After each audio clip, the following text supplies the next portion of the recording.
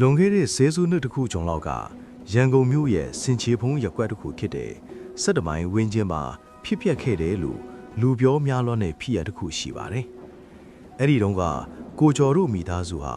အလုတ်ကိုင်းအပြောင်းလဲကြောင့်နယ်ကနေရန်ကုန်ကိုတက်လာခဲ့ကြတာပါ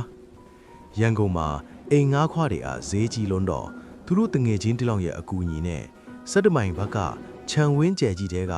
နှစ်ထပ်အိမ်အိုကြီးတစ်လုံးကိုဈေးသက်သက်သာနဲ့ရလိုက်ပါတယ်။အိမ်ကအင်္ဂလိပ်ခေတ်ကလက်ရာမျိုးထိပြီးအုတ်နရံတွေကထူသေးသလောက်တစ်သားချမ်းပြင်တွေကတော့ဟောင်းနှွမ်းနေပါတယ်။ခြံထဲမှာတော့လူတစ်ဖက်စာမကားတဲ့ညောင်ပင်ကြီးတစ်ပင်ရွှေသလိုအိမ်ရှိကရေကန်ဟောင်းကြီးကလည်းအမြဲတမ်းရေမော်ပင်တွေနဲ့စိမ့်ဖက်နေတတ်ပါတယ်။သူတို့အိမ်ထဲကိုစတင်ဝင်ရောက်တဲ့နေ့မှာပဲ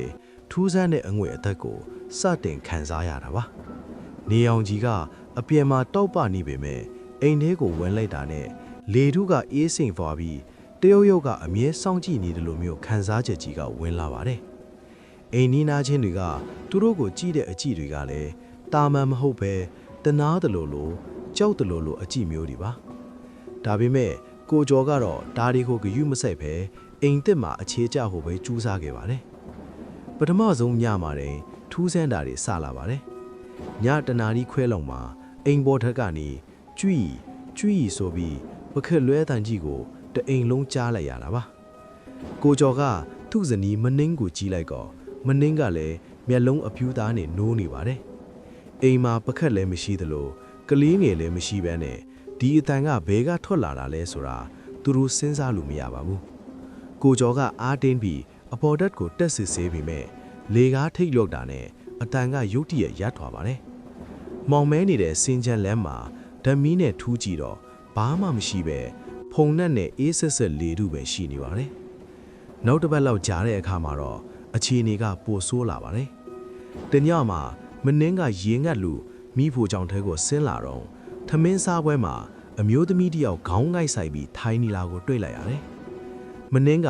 သူ့ညီမလေးများလားဆိုပြီးအနားကိုတိုးသွားတဲ့အချိန်မှာအဲ့ဒီအမျိုးသမီးကဖြည်းဖြည်းချင်းခေါင်းမော့လာပါတယ်။အဲ့ဒီအခါမှာမြင်လိုက်ရတဲ့မျက်နှာကမီးလောင်ကျွမ်းထားသလိုမျိုးအရေးပြားတွေကတွဲကြနေပြီးမျက်လုံးတစ်ဖက်ထားလဲအပြင်ကိုပြုတ်ထွက်လူနီးပါထစ်နေလာပါမနှင်းဟာအော်ဖို့တောင်အတန်မထွက်နိုင်ပဲနေရာမှာတင်လဲကျသွားခဲ့ပါလေဒါတွေမကသေးပါဘူးသူတို့ရဲ့9နှစ်အရွယ်သားလီမောင်မောင်လဲတနေ့အခန်းတောင်ကိုကြည့်ပြီးတယောက်သေးရဲမောပြီးစကားတွေပြောနေတယ်ပါတယ်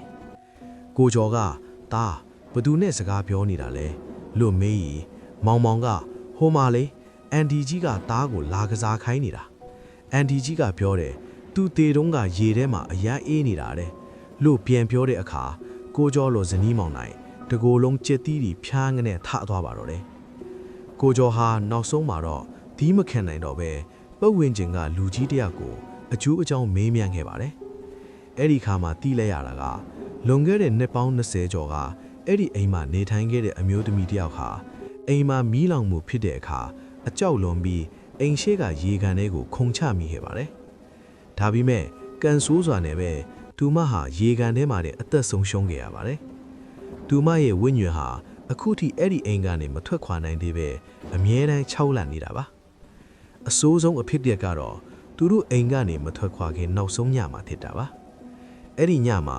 ကိုကျော်မနှင်းနဲ့မောင်မောင်တို့ဟာအိတ်ခမ်းထဲမှာစုအိတ်နေကြတော့အိတ်ခမ်းတကားကိုတယောက်ယောက်ကအတင်းလာဆွဲဖွင့်တယ်လို့မျိုးဝုန်းဆိုပြီးအတန်တွေကြားရပါတယ်အခန်းထဲကအပူချိန်က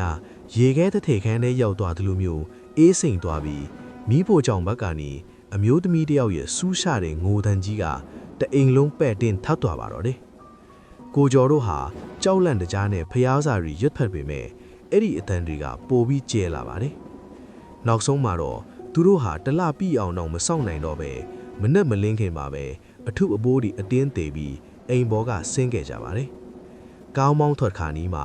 ကိုကျော်ကအိမ်ကြီးကိုနောက်ဆုံးတစ်ချိန်လှည့်ကြည့်လိုက်တော့အပေါ်ထက်ပရင်းပေါက်ကနေအဲ့ဒီအမျိုးသမီးကရက်ကြည့်နေတာကိုမြင်လိုက်ရတယ်။သူမရဲ့လက်ထဲမှာတော့သူတို့သားလေးမောင်မောင်အမြဲကစားတဲ့အယုတ်လေးကိုကင်ထားတာပါ။အဲ့ဒီအယုတ်ကသူတို့အိတ်ထဲထည့်လာခဲ့ရမယ့်အယုတ်ပါ။ဒါပေမဲ့ကိုကျော်ဟာနောက်ပြန်မလွယ်ပဲကားကိုအမြန်ဆုံးမောင်းထွက်ထည့်ပါတော့နိအခုထိလဲ အဲ့ဒီ17မိုင်ကအင်ကြီးဟာလူမနီပဲပစ်ထားတာရှိသလိုတချို့ကလည်းအဲ့ဒီနားကဖြတ်သွားရင်ညဘက်ဆိုရင်အမျိုးသမီးတယောက်ရဲ့ငိုတန်းကိုကြားရသေးလေလို့ပြောကြပါတယ်။